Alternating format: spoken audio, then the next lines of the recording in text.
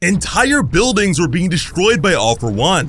All Might was still using his battlesuit. He used a fusion replica of Sue's suction cups and Shoji's dupli arms. They let him move around a lot easier and faster.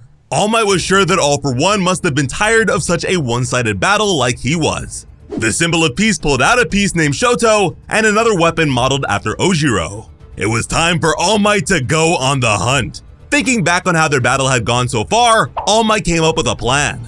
If All For One's body rewinds faster based on the damage he takes, then he knew exactly what quirk would get the job done. All Might coughed up blood while scanning the area.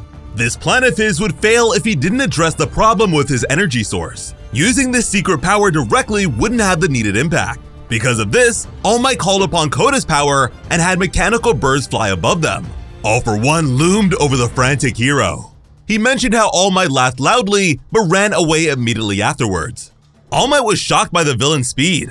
All For One extended dark tendrils into the buildings. He was pretty sure he knew All Might's entire plan. And he planned on breaking the hero and wiping the smile off his face. And he wasn't even going to use his full power to do it. Rivet blades attacked All Might from all angles. All For One wanted to kill him with as little effort as possible. All Might escaped thanks to sudden jet propulsion. But things were just as bad in the sky. Two abominations smiled at him like hungry titans. Seeing this, All Might immediately called the Demon Lord a liar and raced back down. All For One wondered what the hero was mad about. Apparently, this was nothing for him. All Might ran as fast as he could. The monsters were chomping down on a building to get to him.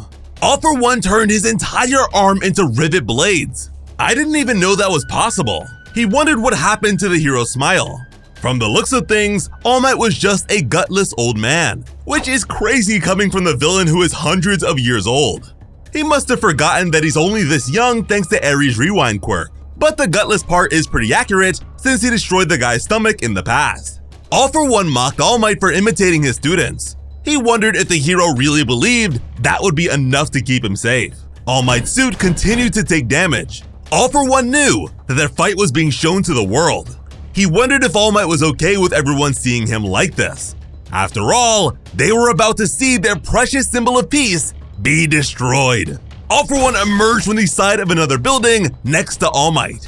He slammed down on the hero and said that his light was long gone. We would see All Might's spirit that used to hold the embers of One For All. The last time these two fought, the light finally went out. But surprisingly, this was all according to plan. All Might's mechanical tail wrapped around the monster. His Shoto blaster went into the guy's mouth. All Might believes that people are flickering beings. Even if his light goes out, there will always be someone else to take and keep it shining. They would illuminate the dark. Elsewhere, Oyama was captured by a villain. The plant villain had no interest in the boy's pathetic light quirk. They were about 300 meters away from where this war first began. Oyama was the last man standing. The 31 other heroes he came with had been defeated. That's a lot of off-screen casualties. Oyama was in rough shape. The villain in front of him was named Kunieda. He escaped from Tartarus when Shigaraki broke All For One out. He is a mass murderer and a corpse collector. Turns out that his seeds can only grow from human flesh.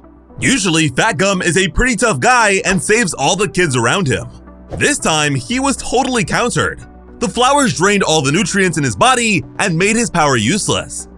Fat Gum had no choice but to leave everything to Oyama. After that, a huge plant sprouted from his body. Because it was so well fed, it ended up being the biggest flower Kunieda had ever made. Hopefully, these things don't automatically lead to a person's death. Otherwise, this would be a pretty anticlimactic end to Fat Gum. Once a single flower blooms, its pollen sets off a chain reaction. How crazy would it be if this guy is related to She-Mage? He grows flowers while she grows mushrooms. He spreads pollen while she spreads spores. The roots of these flowers were like an extension of his own body. One of the flowers spit something into his hand. The killer believed Oyama was a traitor with nowhere left to run. He was now holding the kid's broken support item. Without it, Oyama couldn't really control his quirk. To him, Oyama was weak from the very beginning, while he was only getting stronger. He shamed Oyama for being controlled over his faulty quirk. The traitor's entire life was pitiful to him. Oyama, meanwhile, remembered how happy he and his parents had been when they got it for him. The crucified blonde explained that this is why he said merci earlier. The villain did not remember that happening, however. Being called a traitor reminded Aoyama of what he had done to his friends, and it made him even more determined to reach their lights.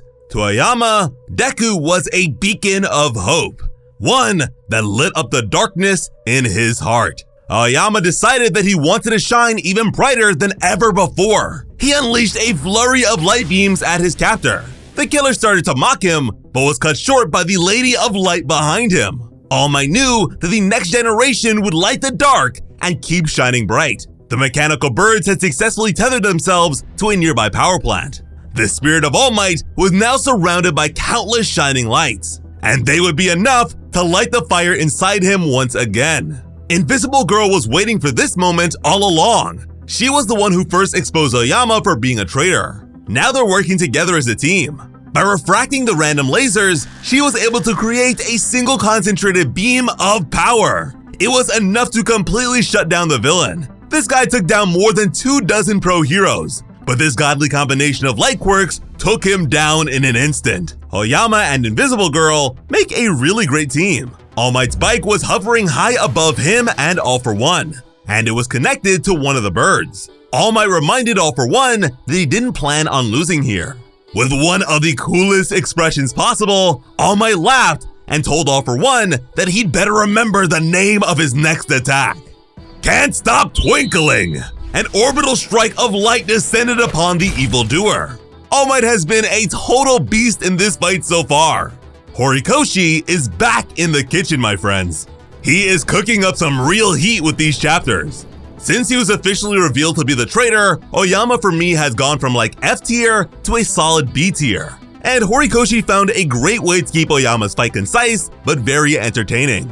This probably won't be enough to take All For One down, but that's not the point. This is all about time. Not only is All Might stalling the guy, but he's also cutting the time All For One has left. The villain is already around Shigaraki's age at this point. So with a hit like this, we might just end up with him being the same age as Deku. If that happens, the family resemblance will need to be clear. Otherwise, the All For One is Deku's dad theory will lose some steam. It seems like we're winding down to the final moments of this war. Maybe not in terms of chapters, but rather in canon minutes. Deku only has 5 minutes until he passes out from using Gear Shift. But with how fast he can move now, those 5 minutes might just take a while. And while you wait for the next one, here's a video to hold you over.